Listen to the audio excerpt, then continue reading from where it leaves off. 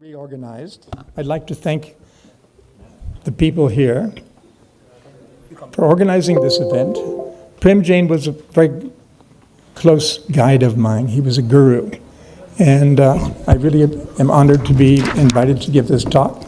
And it's also lovely to see so many students here and also to see a famous teacher, K.T. Ravindran, sitting in the audience. Now, K.T. has been a guide and a guru for all of us for, I don't know, the last 50 years. So it's lovely to see you here, K.T. Okay, this presentation is a little interesting. I'm talking about making cities sustainable for everyone. Okay, so I'm looking at cities in terms of being sustainable for everybody. Okay, the next slide.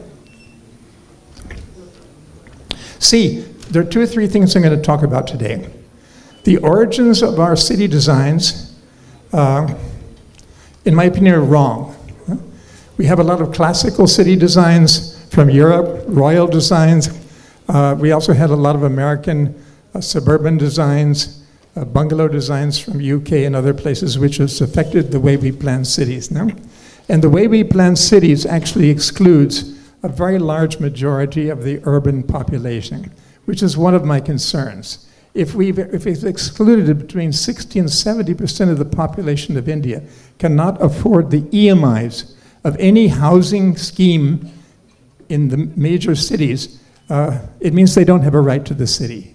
And I think as young students, you should be concerned about that. Now, it doesn't mean they're all living in jhopatpattis, or what we call slums. They may be living in overcrowded urban villages, workers' housing in sheds, etc. So next, who has a right to the city? Now, I like to always give this example. It's a study done by the Boston group of Bombay. The Boston group did a study. Go ahead. Only 3% can afford the EMIs of a dwelling to the south of the international airport. See the map? Only 3% of the 22 million people living in the metropolitan region of Bombay can afford the EMIs to buy anything in that small area down there. Only 6% can afford the EMIs of a dwelling from Thane and Vashi to the airport. So now we have 9%. And? Next. Only 27% can afford, only 36% have a right to the city. So what we see here is if you add up the number of people in the entire metropolitan region who can afford the EMIs in any scheme that a developer or builder is doing, we're excluding a huge number of people. So who has a right to the city? Only 36% of the people. Next. So, of course, this is debatable. There would be people who say, well, we see it differently, but I think this is an important thing to look at. 64% of them, I call this unsustainable. If you don't have a right to the city, if you don't have your own property, if you don't have your own shelter, that's another form of sustainability. And that means you have no interest in all the other types of sustainability we like to talk about, because if you're not a partner in the city, you won't give a damn for all these things. Okay, next. Question 2. How are cities designed based on models which affect our thinking? This is the existing scenario in 1962 Delhi. Then in came the Ford Foundation with American planners, and they did a plan for New Delhi, which really didn't look at the problems of the poor. Next. Now, this actually is interesting because on the upper left-hand side is a kind of a plan of Karlsruhe in Germany, where the palace was in the middle and radial roads went out from the palace into the rest of the city. This influenced Versailles. And of course, Versailles, and this influenced Washington, D.C. And if you look at the plan of New Delhi, I dare somebody to say that Washington, D.C.'s plan did not affect this plan. So there's kind of a history of models of capital plans and ruling cities, which really are irrelevant to the way we live. Now, you all know the Garden Cities movement. I think it was very important. But then I'm showing some pictures of things like Levittown, USA. Small cottages, automobile-dominated planning.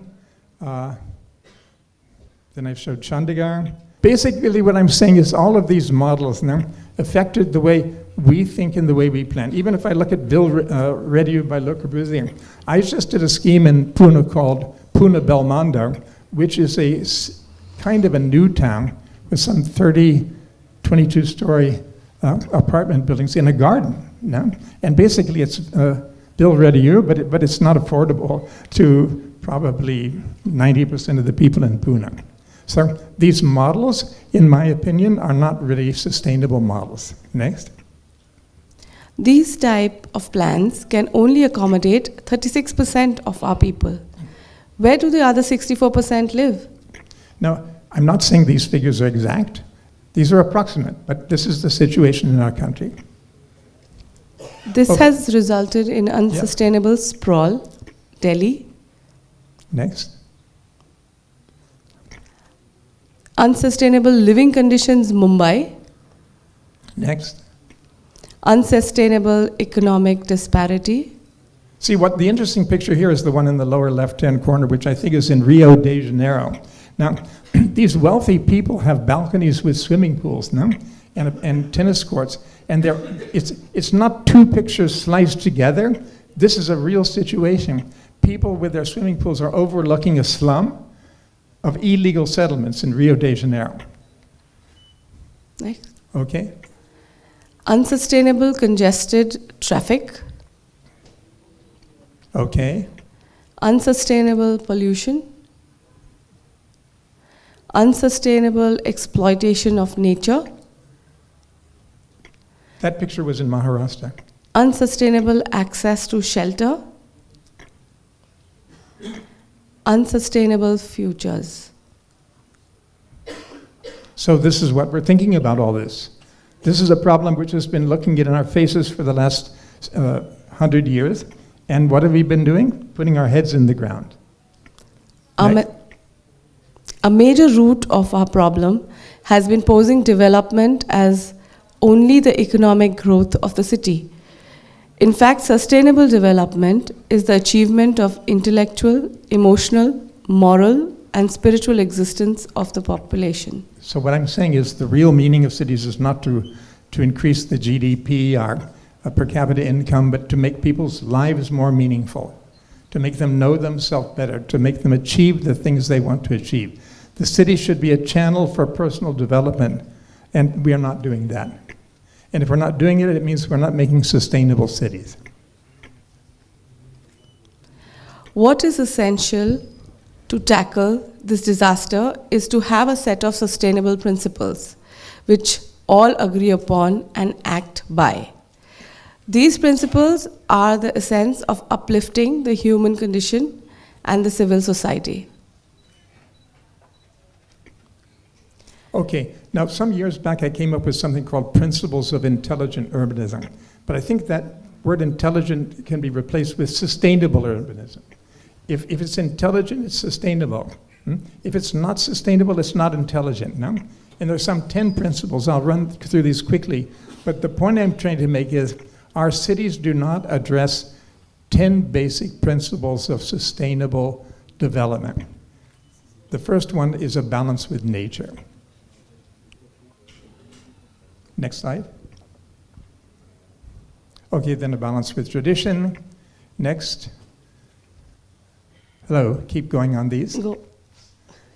Appropriate technology. Next. Efficiency. Next. Human scale. Next. Conviviality. Next.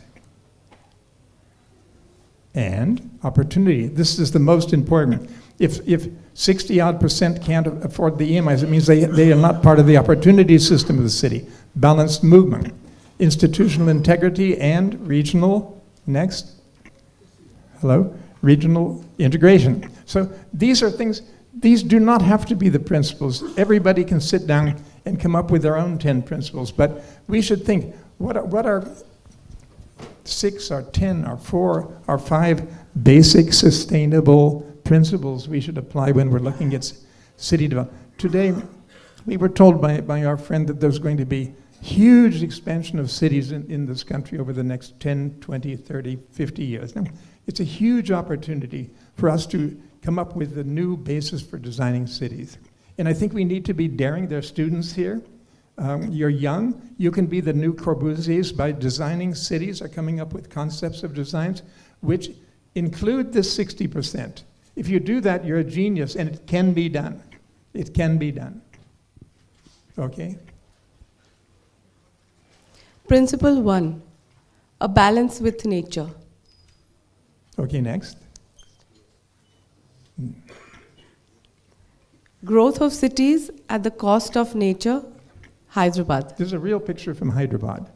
This is going on right in the middle of one of the biggest and best metropolises of the country. Next. Next. We must understand the difference between exploiting nature and utilizing nature. See, what I'm trying to say here, if you look at this diagram, when we plan things, we look at the upper slice. When we're designing a settlement, we're looking at human habitat, and we're making roads for those, but we're not looking at fauna, flora, the aquifer systems, the soils, and other aspects like slope analysis. Now, we're only planning for the upper two slices, forgetting all the other slices. We're not looking at aquifer systems below ground when we're planning new developments, which we should be doing. Principle 2, a balance with tradition. Now, a lot of work has been going on with this. People are very aware. Next. Next. This is what our cities look like. Neglect of heritage in cities, buildings in Mumbai. It could be any city in the world, actually. It could be New York, it could be Philadelphia, it could be Shanghai. Intelligent urbanism respects the cultural heritage of a place. Now, when I worked in Bhutan, I did the National Ceremonial Plaza. This is at the north side of the Trachi Chozong, the great monastery there. And this north facade had actually collapsed in an earthquake, and they wanted to bring democracy to the country. All of the ceremonies, like coronations, had taken place inside of this structure, and they wanted to have this large facility where, sitting here, they could have the national dances, the Chechu 8 days of Buddhist session every year. So I designed this, which fits in with the local traditions of building. It seeks out traditional wisdom in the layout of human settlements, in the order of building plans, in the precedence of style, in the symbols and signs which transfer meanings through decorations and motifs. Thank you. Next. Now, this is a big window in the Supreme Court of Bhutan. We have a Supreme Court justice sitting here, but this is where the Chief Justice of the Supreme Court of Bhutan, when he sits, he looks through this lovely wood-carved window. It promotes architectural styles and motifs which sustain cultural traditions. This is our house, India House in Pune, and a very traditional Chettiar house in Tamil Nadu. So we can pick up ideas, even designing an urban house in India. Past guides the future. Principle 3, appropriate technology. Culture of construction employs appropriate technology, local skills, local materials, and traditional project management techniques. See, these are craftsmen in Bhutan. These are people, local carpenters. We used local masons, blue pine. We used paints made out of local traditional paints to paint the structures. Now, and the project management there was done by a monk who repaired all of the temples and things when they had a fire or something. This is Suzlon One Earth. All of you know it because it got a lot of points there way back about 12 years ago. And that's Mahindra United World College, which is built out of local materials there. This basalt stone actually we got because they were cutting holes in mountains to make the expressway between Pune and Bombay, so we could get a lot of good basalt stone. And this is a very local material. Principle 4, conviviality. Now, Go ahead. Intelligent urbanism sponsors a convivial society. Sustainable societies are interactive, socially engaging, vibrant, and offer numerous opportunities for gathering. So these are just some pictures. Next. A society operates within hierarchies of social relations. The hierarchies can be conceptualized as a system of social tiers, with each tier having a corresponding place in the settlement. Now, I try to do this in architecture. This is the SOS Children's Village in Buana, outside of Delhi, which I designed in 1973-74. And in this plan of a kind of a big village, there's a courtyard for every house. So there's a place for families to socially gather and have their identity. And there's a place, every 5 houses has a neighborhood courtyard. And all of these houses together have a central community courtyard. So these kind of hierarchies are even individual places where you can contemplate and be by yourself. So this is an example of one of the courtyards, of a house, of a neighborhood, and then of course the entire community. City as a place for an individual. So forget even family. All of you youngsters want to be alone sometimes. You want to have a place as an individual. You don't always want to be in a group. City as a place for friendship. Friendship is terribly important. If the cities don't provide places where you and your friend can go have a cup of coffee, what then? And look at this. Without places for this, then what? City as a place for romance. I heard some agreement out there. City as a place for householders. Okay. City as a place for neighborhoods. City as a place for community. Principle 5, efficiency. Inefficient systems and management can overload the city. Inefficient handling of resources, pollution. Intelligent urbanism promotes a sustainable balance between performance and consumption.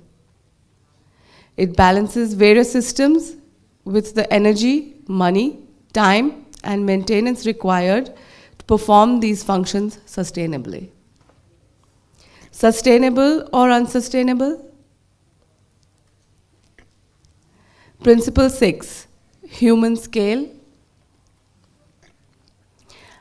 Massive scale, socially exclusive. Diminishing public spaces, emergence of shopping malls. Now hold this for a second. You know, there are shopping malls in India where they require you to show a credit card before you enter to stop anyone who's a poor person who just wants to come into the mall and walk around and see all the life and the color, etc. They require to show a credit card on entering a mall. What do you think of that? Out-of-scale monuments, an attempt towards architects' self-aggrandizement. This is in Kazakhstan, where they invited as many famous architects as they could to build monumental buildings. And the TOR to the architects was build something fantastic. The focus of intelligent urbanism is the pedestrian, the ground plane, human movement, and interaction. This is a picture I took in December in an Italian hill town. People gathering on the streets, no automobiles. It's the ground plane, it's the pedestrian, which makes people important. Principle 7, opportunity matrix. Celebration, not for all. New urbanism, the wrong model. Now this is Seaside in Florida. It's a celebrated new urbanist community. Well, first of all, is it urbanism? Everybody who works here, all the people who clean houses, cook food, etc., they're not allowed to enter this place until 6 o'clock in the morning, and they have to be out by 8 o'clock in the evening. So is that urbanism? No, because urbanism is multi-plural people It's open to everyone. And are these little kind of houses new? So is it new urbanism? No, America's been building suburbs like this for the last 100 years. So the word new urbanism is getting imported all over the world as a new method to design cities, and it's a wrong model.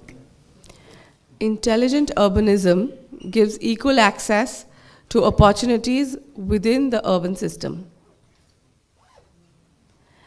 People entering cities face stresses in sustainably achieving food, shelter, clothing, education, transport, health, and recreation. Good sustainable systems provide options to the people.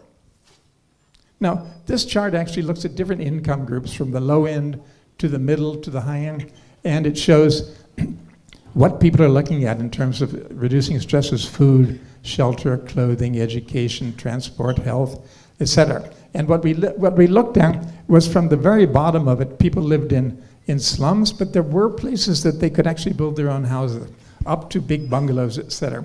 So we looked at each sector and we said, well, where are they getting their food from? Where are they getting their shelter from?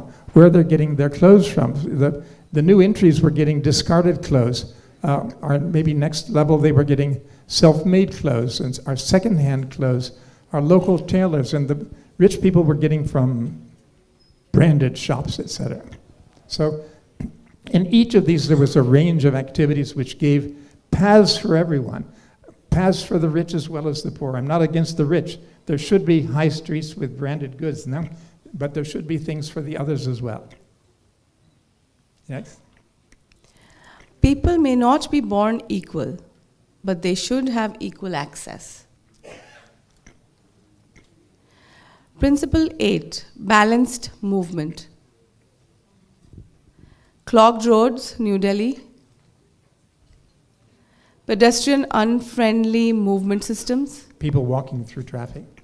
It's very common in Bombay and most of the cities. Intelligent urbanism sees movement and transport in the city as a balanced group of systems that are integrated with one another. Now here we tried to show a stem, or some sort of a central corridor.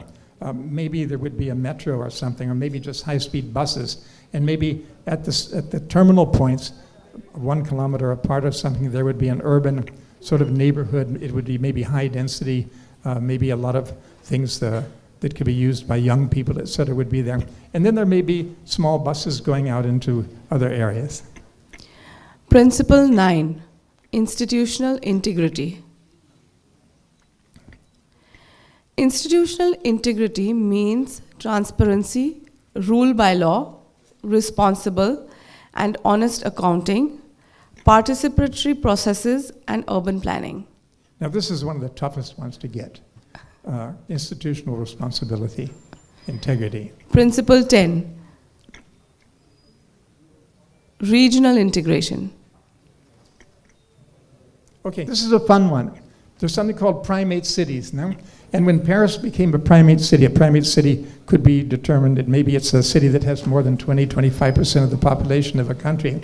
It means that all of the amenities and the cultural facilities are going into one focal place. This is Telangana, and this is Hyderabad in the middle. 31% of all the state's population lives in Hyderabad. And all of the investments, cultural investments, economic investments, transport investment, they're going into Hyderabad. That's not really true of Tamil Nadu, which has a more diverse pattern of cities. So it's interesting to look at. It's true with individual cities. Most of our cities are not well networked into the areas immediately outside of them. Hyderabad is an example of the primate city. It has 31% of the entire state's population and most of the public services and jobs. Next. Unless one recognizes the wholeness of the city and its region, the city will ruthlessly exploit its surroundings. Next. What is the solution? Self-help cities where the people build with their own plans. Coming soon. See, the point is, what I would like to see some of the schools of architecture do is pretend that you're Le Corbusier, and you're designing a new city for India. And you're going to include the 60% of the population who cannot afford the EMI of any row houses, towers, etc. And that you decide, we're going to design a city which is a self-help city. And I'll give an example. Way back in the 70s, I was asked by the, at that time, Madras Metropolitan Development Authority to look at their housing for the poor. And I said, people in Madras are building their own houses. The poor people can't even afford the government houses. No? But the houses they're building are out of grass and straw. And if a fire starts in one house, within 1 hour, 1,000 houses will burn down and people will die. Why don't we lay out plots, 10 feet by 30 or whatever, and we over 30 years, the EMI for those plots, if we sell the plots and we telescope the payments to become more towards the end of the 30 years, people can shift onto those plots and build their own house. Now, what kind of house will they build? If they own the plot, and the police are not going to rough them up and throw them out, instead of using grass and temporary burn up, highly inflatable materials, they're going to put puck of small houses on those plots. So I think self-help city that we'd look at would have a large number of very small plots where people build their own houses, and it would be an essential part of the plan. So this is my hope from the students, that you come up with new ideas for new cities, new concepts, and that you maybe take them up as class projects, and maybe you present them to secretaries in your state government, town planners, and you wake us all up. And we do something which is for everyone. Thank you very much.